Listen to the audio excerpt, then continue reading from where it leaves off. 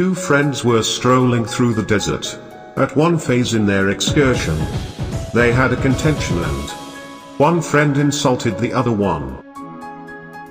The person who got slapped was harmed.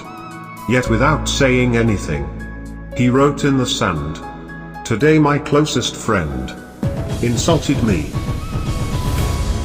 They continued to stroll until they tracked down a desert garden, where they chose to have a wash.